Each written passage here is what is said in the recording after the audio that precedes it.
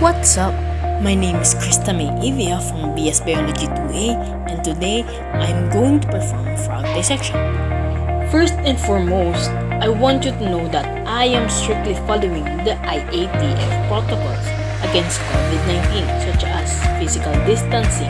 So as you can see, I am out of the crowd to prevent contact against COVID-19. Also, I am using gloves to avoid the presence of virus in my hands, and I am wearing a mask to prevent the spread of COVID-19. Of course, I am also following the laboratory safety precautions, such as wearing gloves, wearing a lab coat, wearing a face mask, and a face shield. So I guess we are safe enough to dissect now. But before we start this frog dissection, let me show you my improvised dissecting tools. We have here an improvised dissecting needle, improvised dull probe, improvised scalpel, improvised small dissecting scissors, forceps,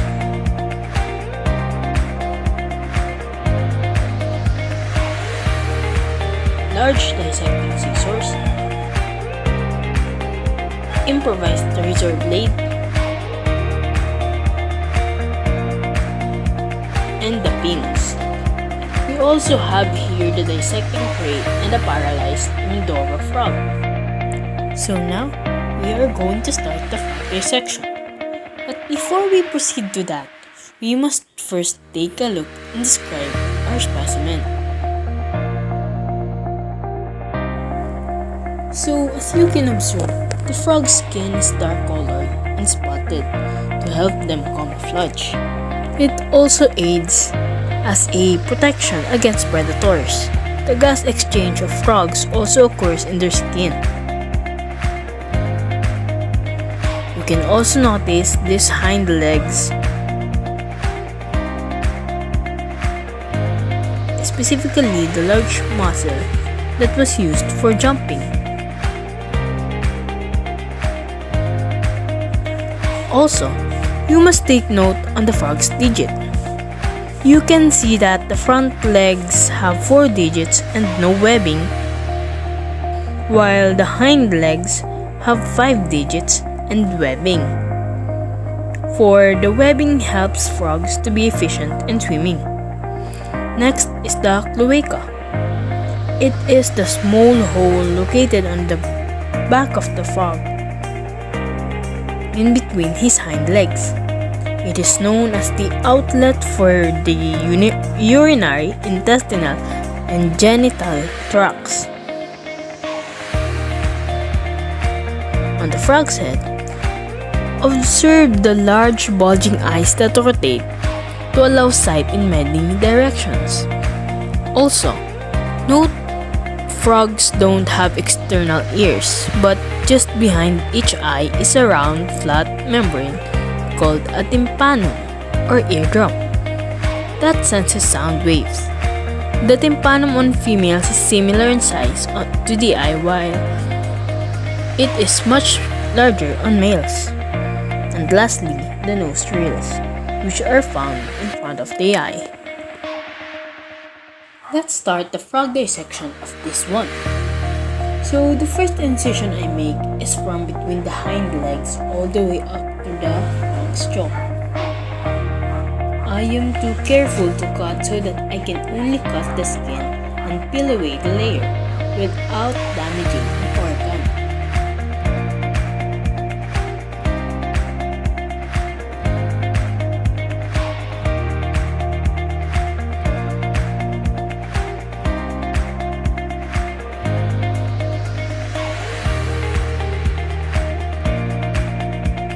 After I make the vertical incision, I am going to want to peel the skin back on the ventral side of the frog by making 2 horizontal incisions, one up top by the frog's neck and one towards the bottom by its legs.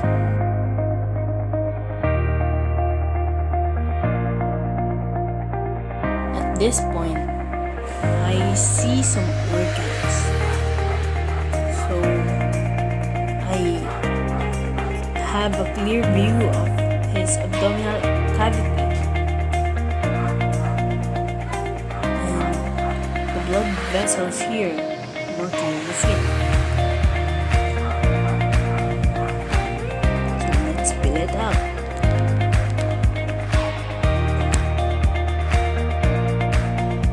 Now let's cut through the muscle in the hard sternum.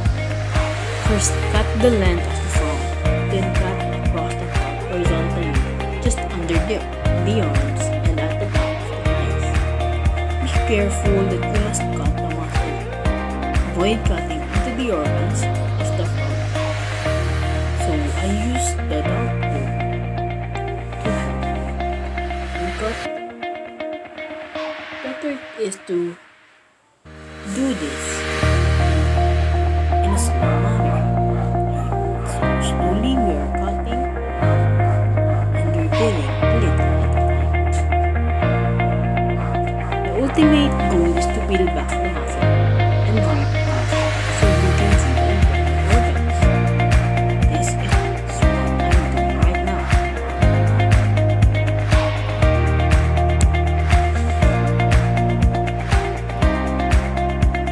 It's a little bit tough.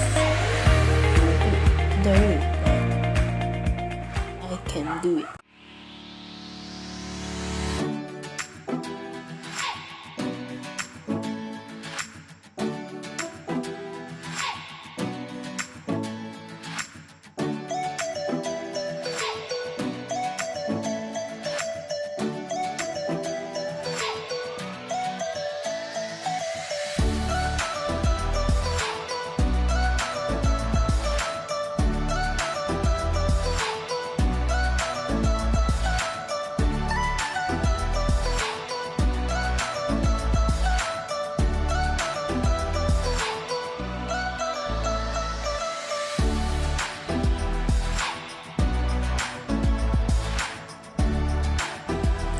Now that the frog is fully open, we can now identify as many organs as we can.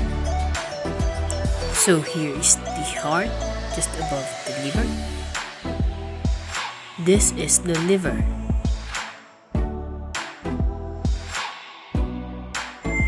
Whereas the lungs is located either both sides of the heart.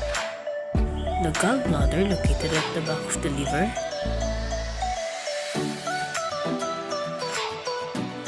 The stomach, which is in the left side below the lungs and beside the liver. The pancreas. Oh, the spleen.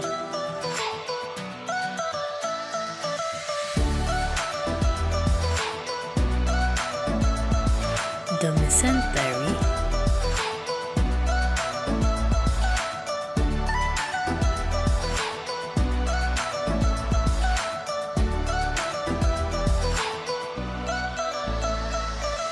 Here is the small intestine, the urinary bladder, the large intestine, the kidney,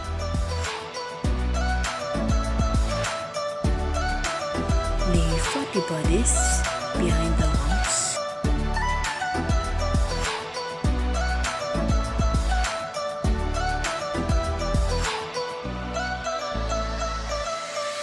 and the heart.